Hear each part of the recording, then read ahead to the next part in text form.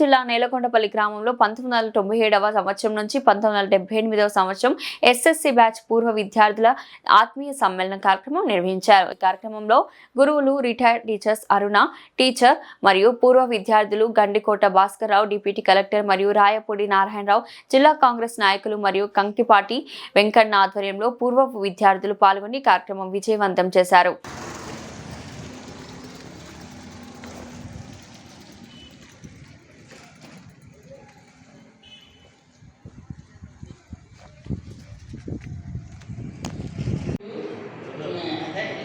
చెప్పుకోవాలనిపిస్తుంది. మా అమ్మకేమో వరన్నం పెట్టేవారు. తెలియదు, అప్పుడు మాకు తెలియదు కదా. మాకు ఈ అన్నం తినలేకపోతున్నాం, అంత పెద్ద అన్నం తింటుంది, మాకేంటి ఇంత గట్టి గింజలు అన్నం పెట్టారు. కానీ అప్పుడు అడగాలన్నా కూడా భయం అయ్యేది. చక్కగా పోయి ఏడ్చేవాళ్ళు. ఏంటి అంత పెద్ద బియ్యం మీదే మాకు బియ్యం అన్నా మాకేం జొన్నన్నామా అని ఏడ్చేవాళ్ళు. అప్పుడు మనం అంత కష్టాలు పడ్డాం. కానీ ఇవాళ మనం సరే అందరూ మన బ్యాచ్మేట్స్ అందరు దాదాపు అందరూ ఏదో ఒకటి అందరూ ఉద్యోగాలు చేశారు. అందరం కలిసాను చాలా. ముఖ్యంగా వెంకన్న టీంలో భాస్కర్ బాగా ఇంత మనం అందరం కలిసినందుకు నేను వీళ్ళు కలిపినందుకు ధన్యవాదాలు చెప్తున్నాను. తప్పకుండా మనకి ఉంటే మంచిగా ఉంటే ఆరోగ్యం ఉంటే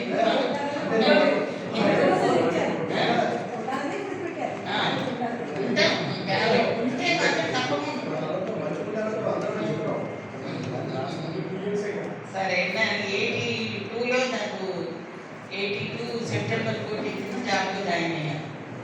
అయితే ఇంటర్ పాస్ అయిన తర్వాత ఎక్స్టర్నల్గా BA ప్రైవేట్గా రాశాను. 83లో డిగ్రీ అయిపోయింది. పార్ట్ 1, పార్ట్ 2 అని 2 సార్లు. తర్వాత ఇట్లా జాబ్ చేసుకుని ఎంట్రన్స్ రాసి అప్పుడు ఇన్ సర్వీస్ టీచర్స్కి వెకేషన్ కోర్స్ ఉండేది. BED కూడా ఏంటి ఎన్ని మార్కులు వచ్చినా ఇది అప్పుడు ఇక మనకు తెలుసు కదా. ఈ రిజర్వేషన్ సీట్లో అసలు ఆ సీట్ వస్తుందో రాదో అది ఉండాలి. చివరికి వచ్చింది. BED కూడా చేశాను. నేను స్కూల్ అసిస్టెంట్గా. నా సర్వీస్ ఫస్ట్ అపాయింట్మెంట్ చెరుకుమారు, తర్వాత కూసుపల్లి చేశాను. తర్వాత మళ్ళీ బైరవన్పల్లి వచ్చాను. బైరవన్పల్లి, అప్పలనపురం, లాస్ట్ పండ్రిపల్లిలో వచ్చాను. 2024 జూన్లో కేసీఆర్ వచ్చిన 3 years ఎక్స్టెండ్ కూడా చేశాను. నేను చంద్రబాబు, రామూర్తి యూఎస్లో ఉన్నాడు, రాలేకపోయాడు.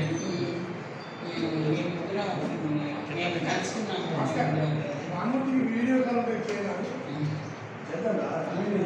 నారాయణరావు ఏమో బాగా ఆటలాడేవాడు. నారాయణరావు కూడా మాధవదారు ఇప్పుడు ఈ రోడ్డు మీకు వచ్చారు. కానీ మేమందరం ఒకటే పద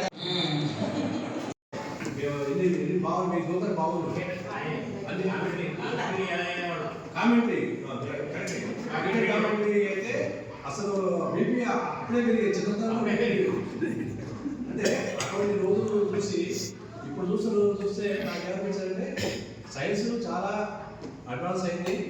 ఎన్నో ఫెసిలిటీస్ వచ్చినాయి. కానీ ఆ ఫెసిలిటీస్ కొన్ని భద్రంగా తయారు చేసినాయి, సోమరిపోతులు తయారు చేసినాయి, మనుషులు వేరు చేసినాయి. కుటుంబంలో కూడా నిజం చెప్తున్నాను. మా ఇంట్లో అందరికీ అర్థం అవుతుంది అనుకుంటాను, కానీ కొద్దిగా తెలియదు. మా ఇంట్లో ఉండదు. మా పెద్దవాడు అమెరికా ఉంటాడు, అది చాలా చెప్తాను ఇంట్రొడక్షన్లో. మా పిల్లలు మీ ఇంట్లో ముగ్గురే ఉంటాం. నేను వచ్చినట్ల వెనక ఎట్లా ఉండేది, రాగానే ఎప్పుడు వస్తానో చూసేవాడు. సరే రాగానే మంచిగా ఇచ్చి చేతిలో బ్యాగ్ పక్కన పెట్టి అని చేసేవాడు.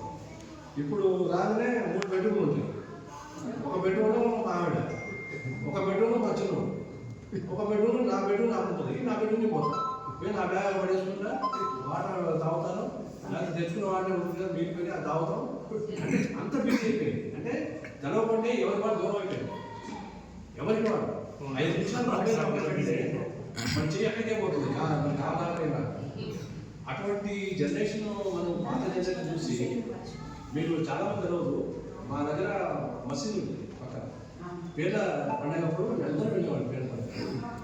ఇప్పుడు అది లేదు, వాతావరణం లేదు. గున్న చుట్టూ తిరిగే వాళ్ళం అసలు తెలవదు మనకి.